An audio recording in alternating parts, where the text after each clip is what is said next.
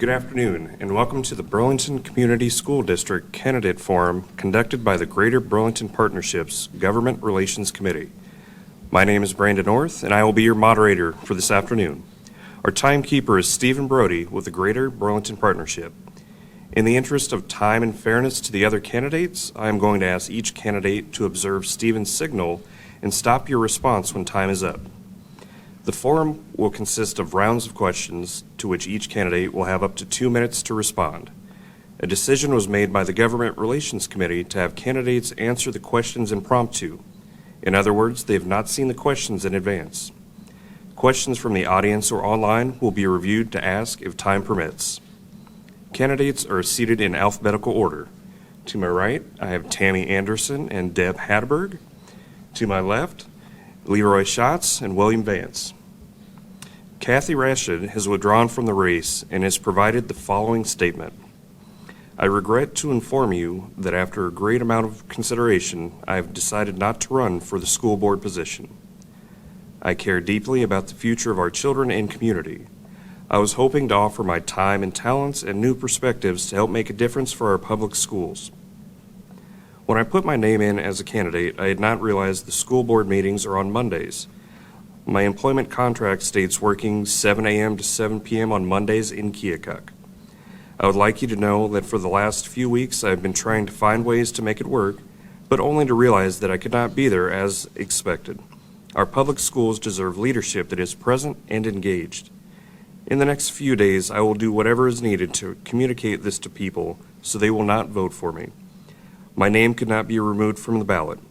Please help me spread the word. I am deeply sorry to disappoint some of you who have supported me.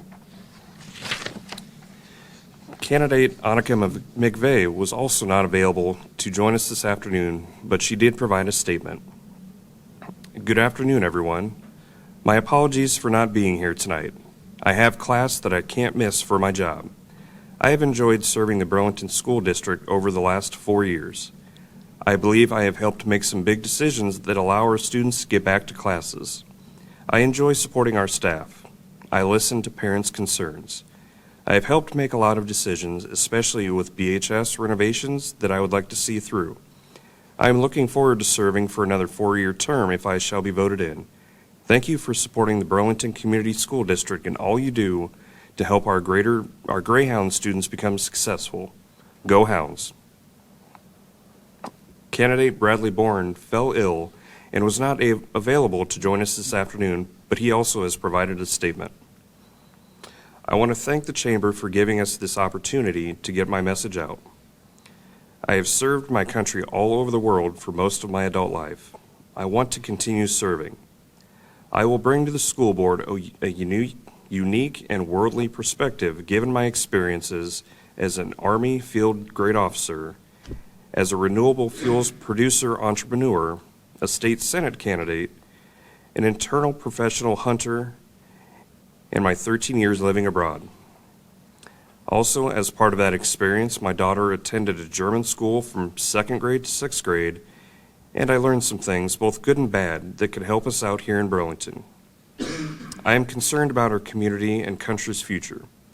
We must prepare our children for what is coming, namely AI, artificial intelligence, cryptocurrencies, and blockchain quantum computing.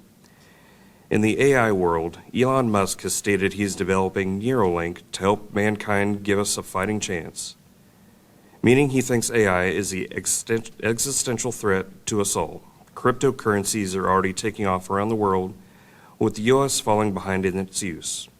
And whether we like it or not, the Federal Reserve Bank has announced their CBDC, Central Bank Digital Currency, is up and running. It will be implemented at some point, and I think it is important to ensure our students not only know how to use blockchain technologies, but take advantage of all they have to offer. Also, the world is growing smaller by the minute, and I believe foreign language education must become an integral part of our education from the start, and language education should be as important as the 3 R's. I will also ensure music and arts are here to stay. My goal is to make Burlington Community School Districts the parents and guardians' preferred choice over the 4 other districts located within the community. Let's start by having you all introduce yourself and why you are running for a city council seat. You have 60 seconds. The school board seat, I should say. Okay. I apologize. Hi, my name is Tammy Anderson. I have 3 children in the district. A 3rd grader at Blackhawk, a 7th grader at Edward Stone, and a junior at Burlington High School. I am seeking a position on the school board so I can play a more active role in not only my own children's education, but my community's. I have had a child in the school district since 2011 and have been involved from helping in the classroom, attending PTO meetings, classroom parent, class field trips, and as of this year, serving on the school advisory committee and the parent advisory council for Edward Stone. I have a willingness to learn which will allow me to assist with improving the education of all of our students. Hi, I'm Deb Hatteberg. I have a son and grandchildren that have graduated from Burlington High School. I care about kids' education and this community, and I believe that excellent school districts can not only prepare students for their adult lives, but can also positively impact the entire community. Teachers and support staff are our greatest resource. I'm concerned that more should be done to support them in a profession that has become increasingly demanding in recent years. Having served the district in a variety of ways since 1977, I understand the history of the district and the challenges that it continues to face. I'm excited by the positive changes that have occurred in the last few years, but the work continues. I would like the opportunity to utilize my experiences and skills to contribute as a school board member. I'm Leroy Schatz. I came to Iowa in 1970 after completing my master's degree. I went to work for vocational rehabilitation, state of Iowa. I worked with school districts including Burlington, Fort Madison, Keokuk, Minneapolis, and Wapello. I feel like this would be kind of an extension of my career because I worked with students who had disabilities for 33 years in this district. And I feel like this would simply be an extension of my career. Thank you. Good afternoon. My name is Will Vance. I've been a Burlington resident since 2011. I got out of the United States Army then. Since that time, Burlington is where my wife and I have chosen to buy our home and to raise our kids. I have 2 children attending school in the Burlington Community School District right now, a 3rd grader and a 5th grader. They're the main reason I'm here. I want them to see me participating. I heard there was going to be 4 openings on the board. I wanted them to see when you hear about a problem, you should try to do something about it. So that's going to be my main compass in fulfilling this goal. What is best for the educational opportunities of the children?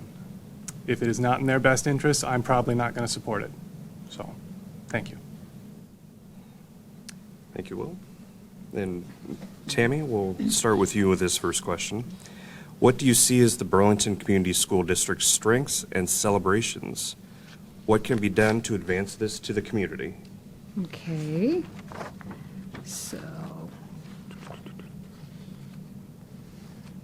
Okay, the strengths I see that we have good teachers that go above and beyond for our children.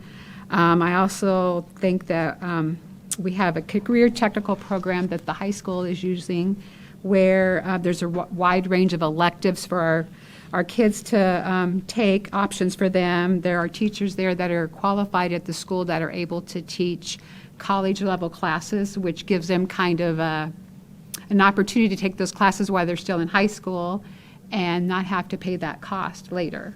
And there's so many options that they can explore that even before they get to the college level to see if that's something that they're interested in. And the last thing is that they've done in this year is they have hired more teachers for interventions. And I think that is very important because so many times there's kids that are left behind and maybe need some special attention, and these interventions allow them to get that attention.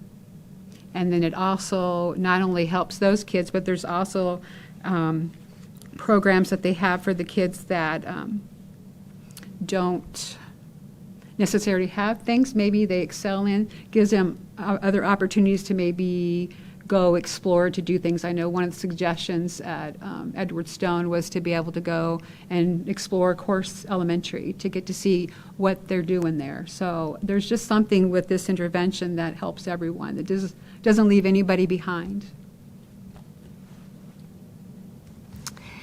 As Tammy said, there are many excellent teachers and building staff that work to provide meaningful and creative ways of learning. Our school is a school of opportunity. We offer 12 career and technical education pathways for our high school students, and we've expanded this year to include public safety courses, hoping to educate kids to be workers in our community. Students can participate in 25 AP and college credit classes in cooperation with SCC. We have unique extracurricular activities such as a shared swimming program, the orchestra, new sports such as girls wrestling and esports. And our STEM classes are now in the special rotation at the elementary level. Our facilities are excellent. I'm very excited about the $35 million renovation at BHS. That will enhance our programs, and it'll offer a safe, healthy, and motivational environment for our students. And this project is funded by federal COVID relief funds and revenue from the penny sales tax, not property tax. Bracewell Stadium is a gem, and it was formed as a partnership between the district and community members of the Purple and Gray Foundation. We offer unique opportunities for students not offered in surrounding districts. Of course, Early Childhood Center offers childcare along with 3- and 4-year-old preschool programming. It serves as a lab site for the SCC Early Childhood Education Program. VIBE is Southeast Iowa's only virtual learning program that combines online learning with in-person experience. The Pieces After School program has won many awards for excellence. And Club M is the only certified student mentoring program in the state of Iowa. We're the largest school district in Des Moines County, and we have some of the smallest class sizes with an average of 19 students in the elementary. And we have many partnerships with the community groups and businesses. I agree that our dedicated teachers are one of our greatest strengths. Another strength that we have, I've known quite a number of school board members in the past. They've been dedicated, and I think no matter who is elected at this next election, we're going to have another strong board. Another strength has been the community support for the school tax levy. I think this last tax levy that was defeated with perhaps more information that could have been turned around, but that's good.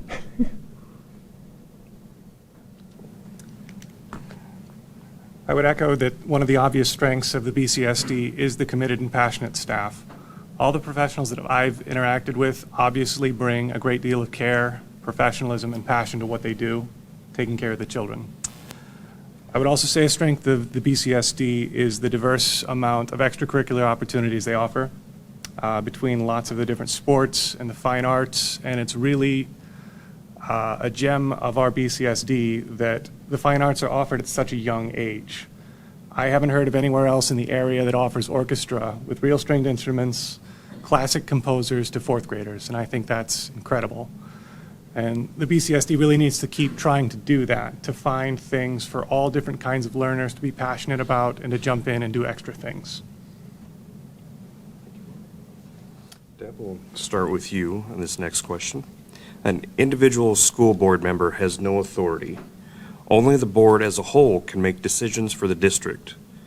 What skills or traits will allow you to contribute to effective operations of the board as a whole? I'll just tell you just a moment here.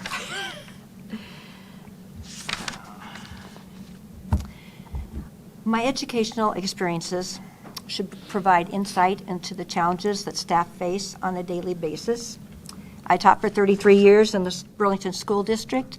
Since my retirement, I continued to direct the Shaka Khan Children's Choir for many years, mentored new teachers, accompanied choirs, volunteered in classrooms, and worked as a substitute teacher. It's been my honor to serve on the board for the last 8 years.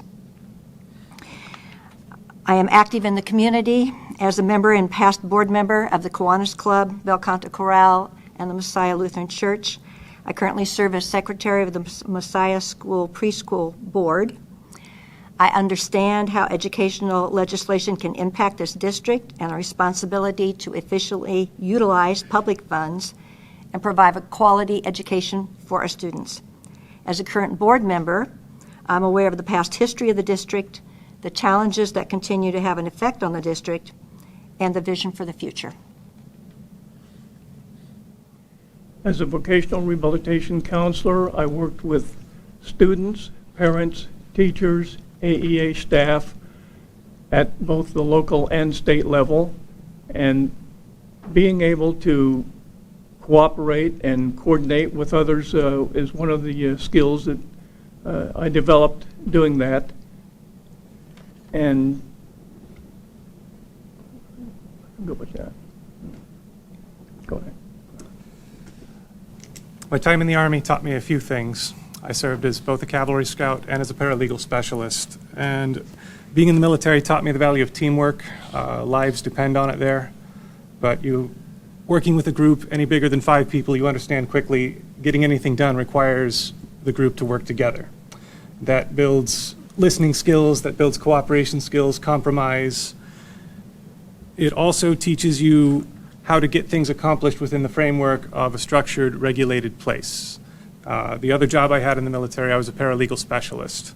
Doing that required me to read, interpret, and explain complicated rules, regulations to soldiers of all ranks, all education levels, ages, and walks of life. I think being able to communicate complicated ideas to a diverse audience is always a valuable skill set. My current role, I'm a Department of the Army civilian at the Iowa Army Ammunition Plant. I'm the security officer, chief of the protection division there. That also requires me to both interpret and communicate complicated ideas to a diverse audience of people. And it's always served me well so far. Okay. First, I have been worked for the city of Burlington since 1987, and so I work with the public each and every day, answering questions. We get concerns from people that are very upset. I try to work with them, help them out, understand what their needs are, and to try to provide assistance for that. And I also have had a child in the school district since 2011 and have been involved helping in the classroom, attending PTO meetings, class field trips, serving on the school advisory committee and the parent advisory council for Edward Stone. And I have a willingness to learn, to work with the district, and care about the education of our students. Thank you, Tim. Leroy, we'll start with you. The physical plant and equipment levy, the PPEL tax increase of 67 cents per $1,000 was defeated in the recent special election. Would you support bringing this up again for voters to decide? Why or why not? Yes, but I think we need to give people a little bit more information. I think it was defeated. In fact, when I read the article, the first thing that popped out was the fact that they talked about doubling the tax levy. I felt like if we could have given the public a little bit more information, perhaps talking about percentages of tax increase or even dollar amounts, they would better able to deal with their personal budgets. So I think with a little bit more education of the public, one of the strengths that we've had in the past is the Burlington community supporting tax levies. And I think it's still there, but we need to do a better job of educating the public about what and specifically, if we're talking about specific amounts, the doubling of the tax levy, I think that's what killed it. I would say yes, it does need to be reintroduced. It does need to be communicated effectively to the public. And also, they should tell people what they want to spend the money on, how it would be used to make things better. I believe there were some basic physical security improvements to make access control at the schools more positive, more easily controlled by the staff. I believe I read that that's part of the plan, and that is absolutely something that would help the staff do their jobs better. They wouldn't be worried about who's coming in and out of the school, and it would give the students a chance to concentrate more on learning, not who's coming and going, should people be here, not be here. So absolutely, yes, should be reintroduced. I agree as well. I think the biggest thing that I saw in the way that we had done it this last time was, to me, it didn't seem like we were very transparent. Until you start getting on the board and you learned about a lot of these programs, as I'm trying to do now, go to the schools, talk to the teachers, learn about how these programs work, why we need them. I think our everyday person really needs that explained out. They need to have it in terms that are easy for them to understand. And when we use acronyms so many times, especially if you're not involved in that day to day, you don't know what that means. So I think by being transparent to the people, explaining this is why we need this, maybe have some meetings about it, discuss what the importance is, because we're asking people for tax dollars. We're asking them to have, to more money. So we need to explain why we want that, why we need that money, what we're going to use it for, and try to explain it as well as we can in a simple form that everyone can understand. Well, I would also agree that it will probably come again. Financial difficulties are going to hit the school district as well as they are going to hit the city. Some of the legislation recently has made it difficult to have funds available for things. I agree that the transparency was not what it should have been. We had passed it very easily in the last few occasions, and maybe that was part of the problem. I don't know. At any rate, I do believe that the next time it will happen, that it will be a very different approach, that we will probably have meetings to explain, we'll have flyers and things like that. I do believe that the security was a main thing that had not been really included in the 5 and 10 year plan as far as changing some entryways in the elementary buildings. Also, technology needed to run some of our new programs, our new visitor program for security, Raptor. Some of the computers couldn't even run that, so we've had to order, some new technology. Also, teaching has changed since COVID, and a lot of technological resources are needed to support the teachers in the styles now that they are using with the children. So I do believe that the board has learned, and hopefully that the next time it will come around that everyone will have all the information that they need. Thank you, Deb. Well, we'll start with you down there. Recently, Des Moines County School Districts collaborated to attend Teacher Appreciation Day and heard from best-selling author Mark Perna. As a means of demonstrating further collaboration, what policies can the school board put into place or programs can you support to ensure career pathway opportunities for students? That's important because it directly addresses the future of the kids after they leave the school. I know there's current programs in place for vocational education. I think welding is happening. I believe there's some medical stuff happening. Things like that need to be continued, but we also need to look at what's coming in the future, careers that aren't all figured out yet. The way you can prepare people for that unknown future is by emphasizing the idea and the policy that you are a lifetime learner. You're not done when class is over.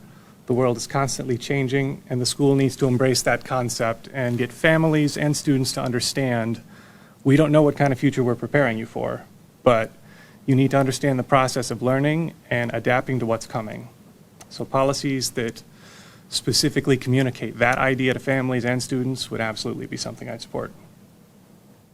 Can you read that one more time? Absolutely, yeah. Recently, Des Moines County School Districts collaborated to attend Teacher Appreciation Day and heard from best-selling author Mark Perna. As a means of demonstrating further collaboration, what policies can the school board put into place or programs will you support to ensure career pathway opportunities for students? Okay. I'm not 100% sure I totally understand that, what you're actually asking me, but are you basically saying programs that we could add into the school to things that kids can take, or? Correct. Okay. At any level, you mean, or just more? At any level, yes. Okay.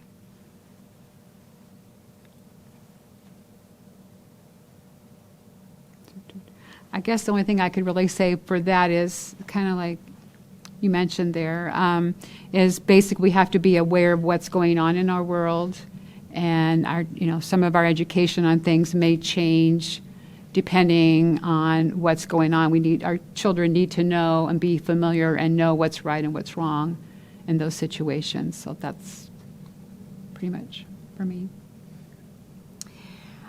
As I mentioned earlier, we are in cooperation with SEC to provide classes at no cost for students at the high school. We've had some students graduate college and high school within the same month, so that's a possibility. That would be at no cost to the students.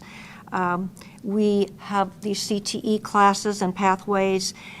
Many of them also have apprenticeship opportunities with businesses in the Burlington area.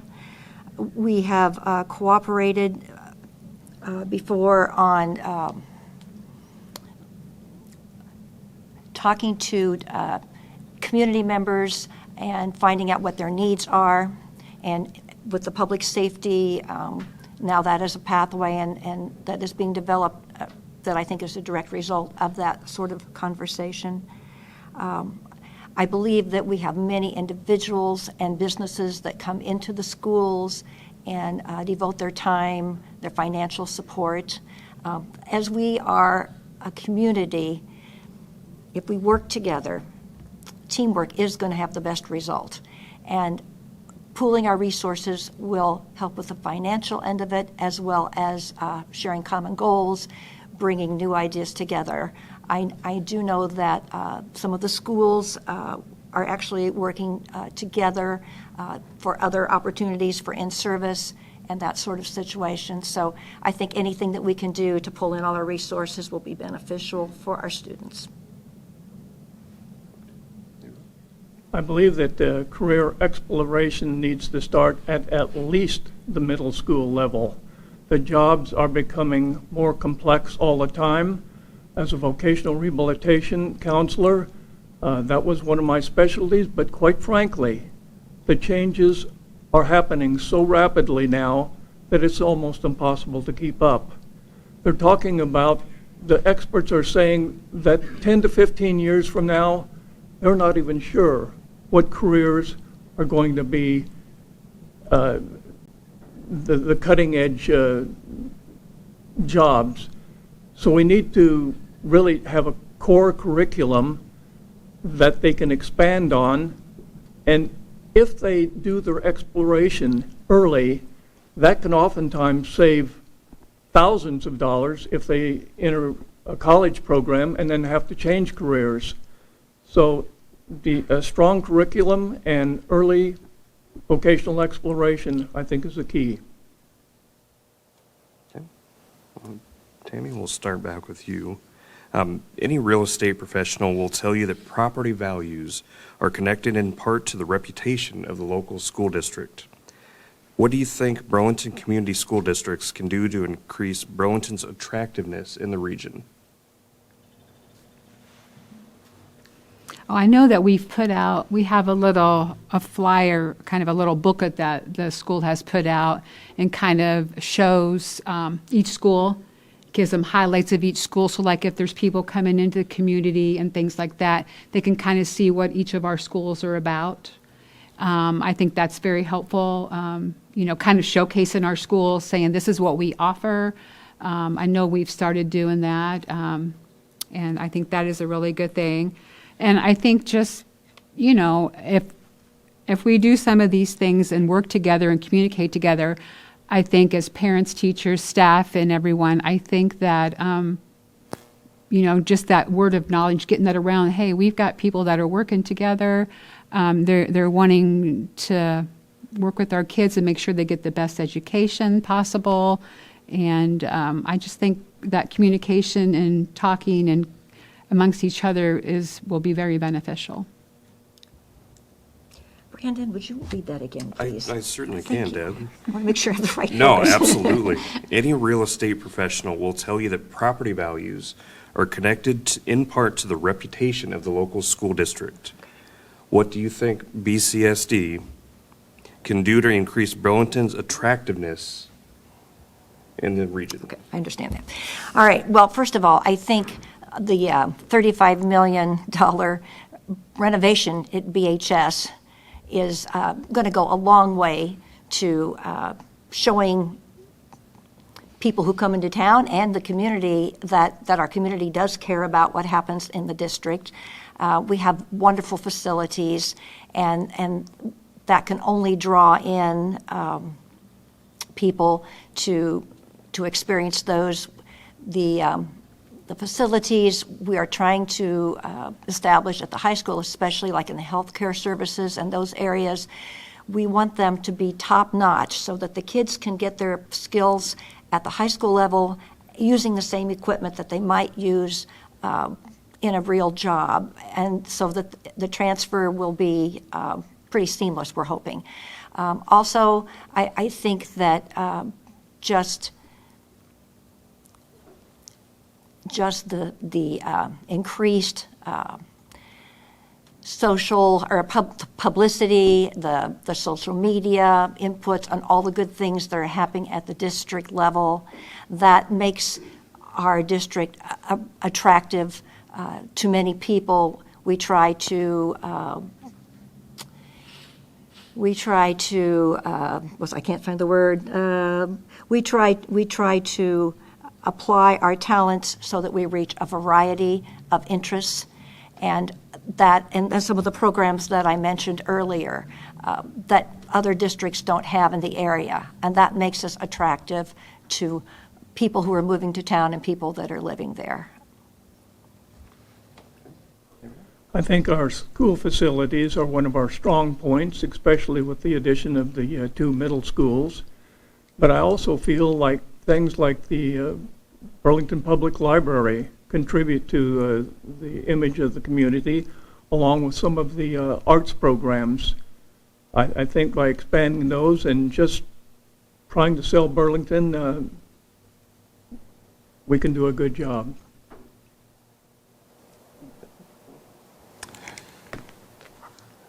One way to make the school more attractive to outside viewers is to absolutely do everything within the school's power to take care of the staff. If the staff feels like they're being listened to and taken care of, they will want to stay in that environment long term and do their best to make everything better for people there. I know the school is doing what it can to do that, but it needs to be emphasized as a priority. If you want program longevity, you need to have the staff committed to being there long term. And when people see this long-term stability in staff without massive turnaround, without a revolving door, they will see that the school is a stable place to send their children. Another thing that absolutely affects the reputation of a school is the order and discipline the students display while they're in class. And a lot of that needs to be addressed to parents and families. The school needs to do what it can to communicate as strongly and effectively as possible to parents and families. Your child needs to be behaving themselves in a way that is appropriate in a classroom setting. It just needs to be addressed head on, honestly. If children are being disruptive, other children aren't learning. Classroom order is not happening as much as it could be. The school needs to focus on telling that directly to parents and families, and that will increase the reputation of the Burlington School District. Thank you, Will. And what Will had started with kind of leads into my next question, and Deb, we'll start with you. How would you attract and retain high-quality educators and staff to the district? As you know, that is a major problem, and it's not just in Burlington. It's a national problem. We are starting, it's been a 2-year program with 8 associates that are in a pilot program with UNI. They do online and weekend classes, and they will earn their degree this spring at the end of the 2nd year. So we're hoping that they will join our staff as teachers, other than, paras. We need to expand the resources for addressing mental health, staff collaboration, and working with challenging students. We need to update technology to support these new teaching resources. We need to explore options for retention and hiring bonuses. We need to positively acknowledge staff often. I think we need to also make sure that we have a learning and a working environment where all the teachers and students feel safe and supported. I concur that we need to have consistent building plans, and they need to be consistently implemented throughout the district. COVID did a real number on kids and teachers and education. We are still recovering. So we need to find resources to support them so that they can recover and that they can learn. Read the question one more time. Certainly. How would you attract and retain high-quality educators and staff to the district? I've talked to only a limited number of teachers at this point, but a couple of things popped out.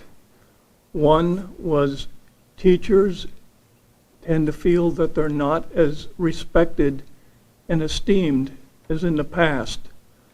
Another thing that, and again, a limited number, but another thing that they mentioned was the fact that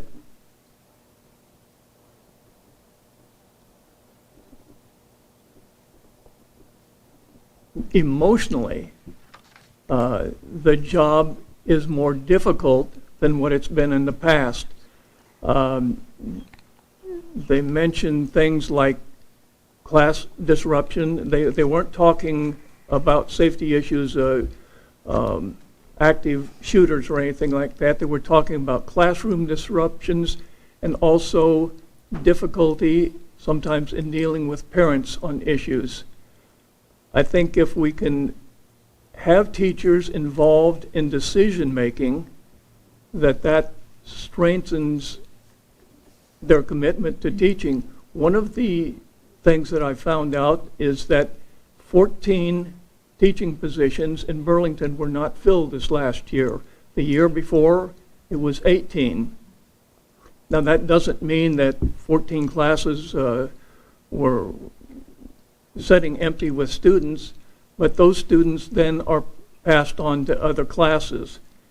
So I think teacher support and involving teachers in decision-making will have an advantage for the future.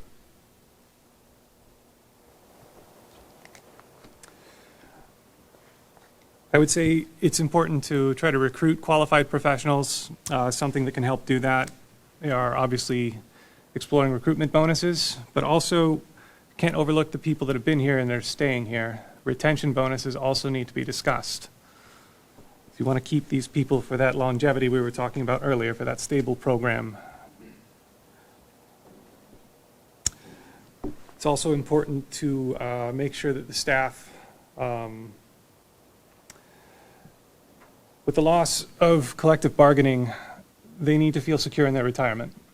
Whatever can be done to make sure they know the school's doing what it can, both to communicate to legislators that probably should be changed, and also to just do what the school district can do at its level financially to make sure their retirement's as secure as it can be. That needs to be done. That's part of that long-term plan. The other important thing that's been mentioned is to make sure the staff feel heard. Give them a regular opportunity to communicate to the board. The board should go visit the staff while they're working, see what their conditions are like in the classrooms, in the schools. Making someone feel heard genuine communication has happened, listening and receiving will make people understand that they're cared about where they work. That needs to be a priority.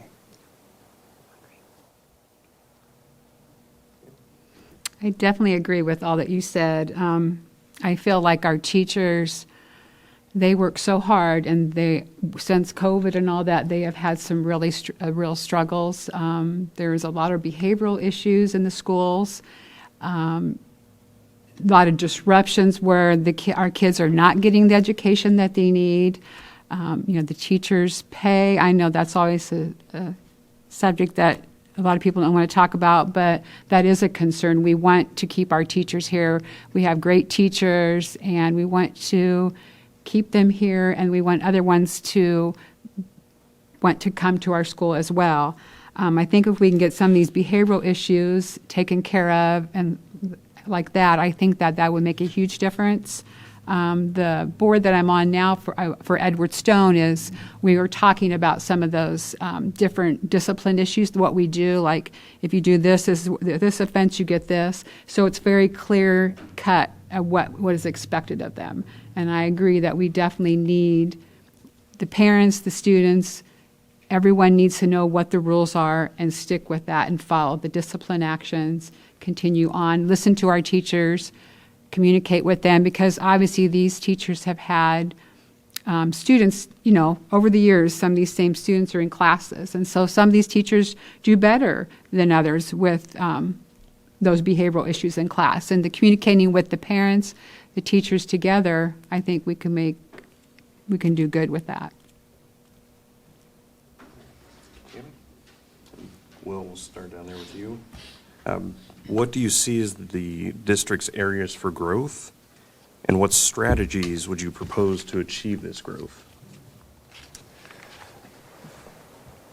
It was mentioned earlier that I believe the general physical security of the schools could be improved. I think that needs to be done. There also needs to be an education effort for the staff and the students of how those systems work, what normal looks like, what's a problem. Just buying equipment doesn't solve a problem unless the people that are using it and interacting with it every day know how to use it and know what it should be doing and shouldn't be doing. I would also say, I forgot the other thing I was going to say.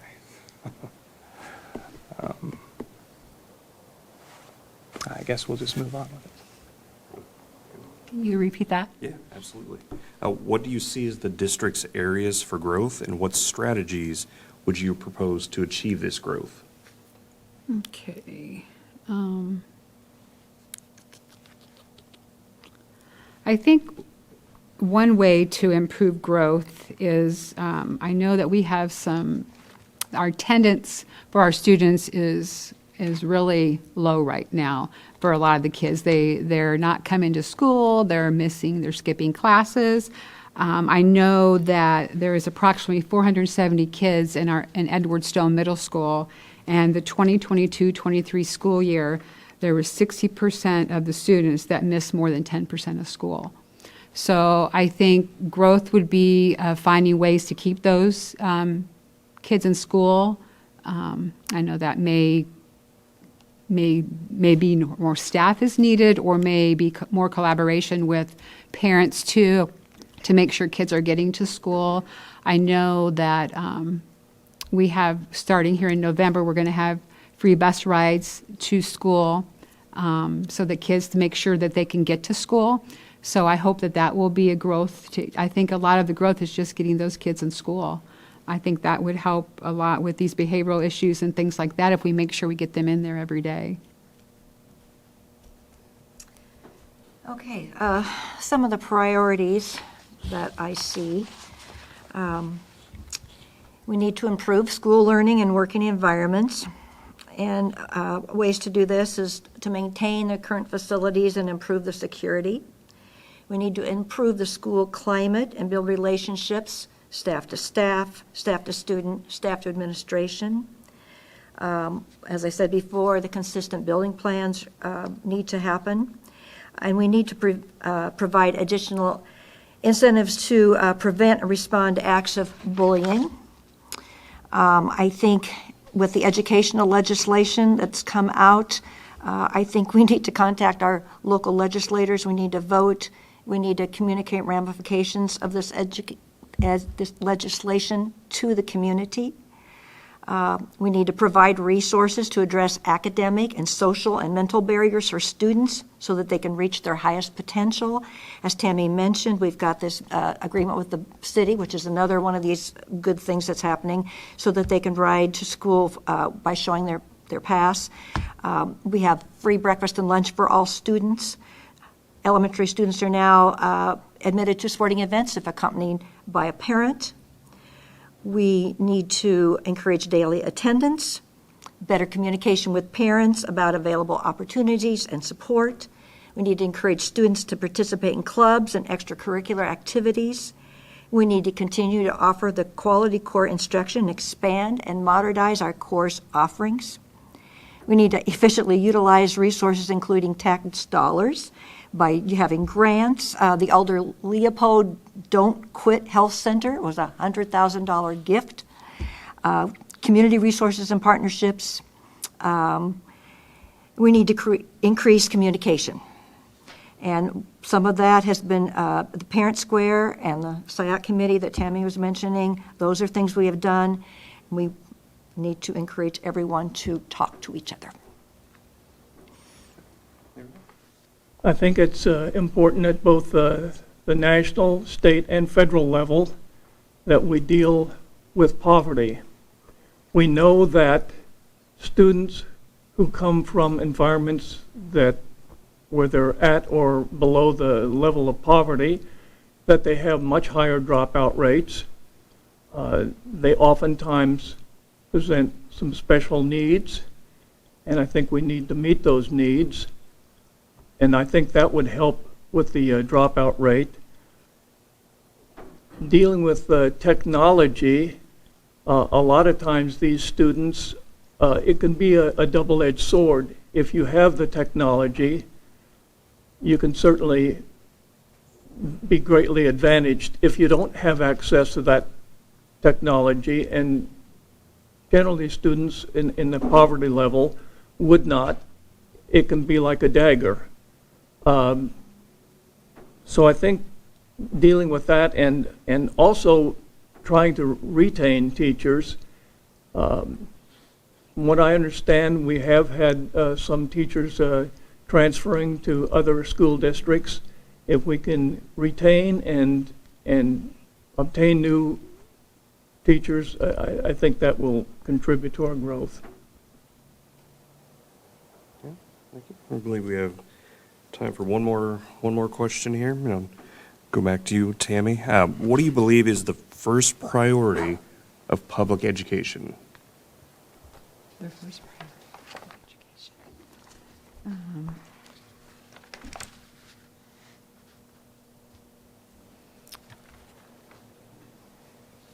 I would say it's making sure that everyone has a safe environment to learn, that they feel comfortable going into the school, and that we make sure that we fit the needs of the student coming in, that we meet the needs of the student in general, because not every child learns the same way. Some, and I think we need to be able to know what that way of learning is, so everyone is able to get the same education. I believe that educating students to the best of our ability is a primary goal. I think that early interventions can address learning difficulties and provide support to overcome them. Once again, regular attendance is a life skill for success. Parents and schools must communicate often and work together to guide our students. Community partnerships can offer invaluable resources. Understanding and meeting clear expectations prepares our students for the workplace environment. And we must continue to be diligent to acknowledge each student as an individual, but teach them the skills to work with others in a productive way. We have to help them find their pathway and give them the skills to follow that pathway. I think that providing a strong core curriculum and also meeting the needs of special needs students. That's it, basically. First priority of public education is to prepare students for the world. High school is often that last bit of childhood before you're thrust into the real world.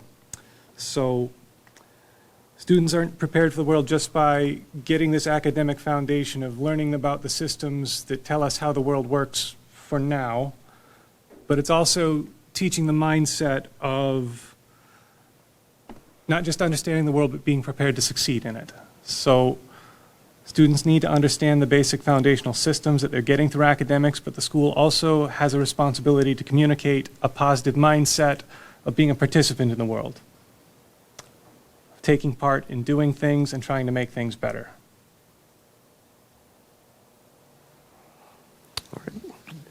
And we'll get to our closing remarks. And in your closing remarks, please share with us what sets you apart from the other candidates. And Tammy, I'll start with you down at the end there. Okay. First, I'd like to thank you for the opportunity to speak tonight. My goal as a school board member is to support and build trust among the board, students, staff, and the community. Continue to find ways to give our children the best tools and learning environment to achieve their goals as they go out into the world.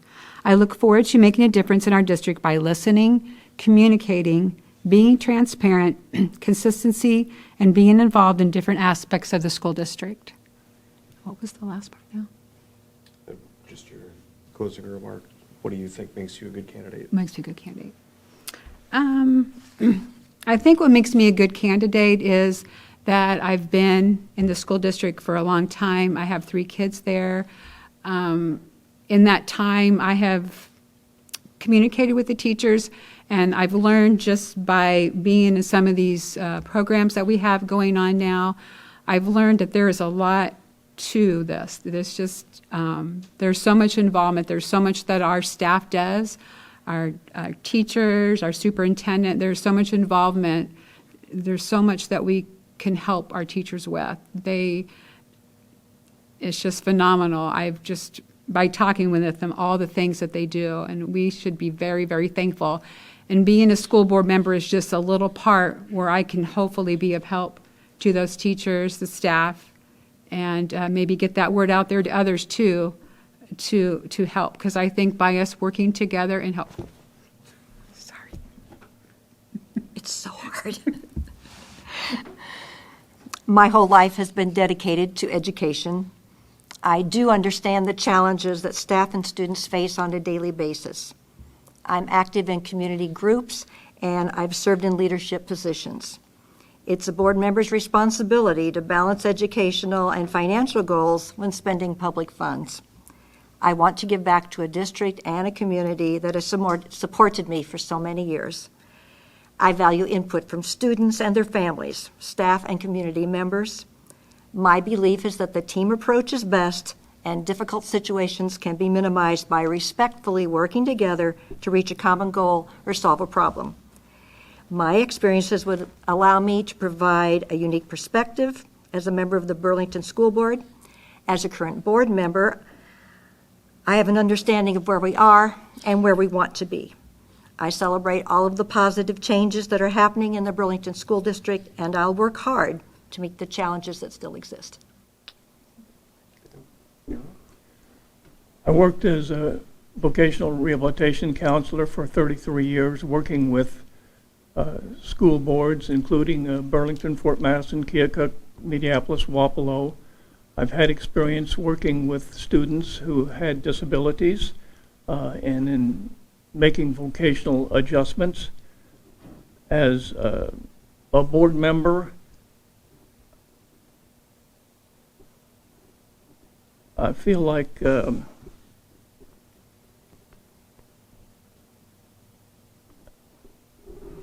I represent the community through the school board. So I would serve as the school board's representative, the community's representative to administration.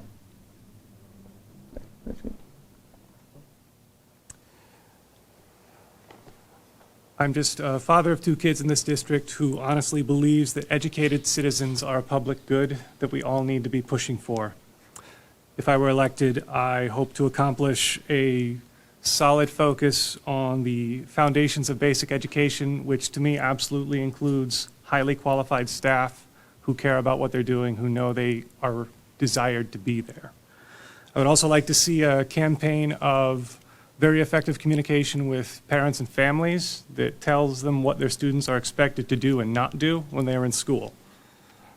I would also like to see the school promote a mindset of lifetime learning that emphasizes learning how to learn and being as ready for the future as you can be by understanding that we don't know everything that's coming. But if we know how to learn and we have a value system, we have a chance of getting through it together. I think that my background as a veteran and as an administrator does allow me to help get these things going. Give me a chance to try it. Thank you, Will. And I want to thank each one of you for your interest in serving the Burlington community. Public service can be a thankless job, but we need dedicated individuals to serve. I want to thank the Greater Burlington Partnership and its Government Relations Committee for hosting this event. And I also want to thank the audience here and those who have been watching and or listening online for your interest in the school board election. Please vote for the candidate of your choice in the City of Burlington elections on Tuesday, November 7th. Thank you.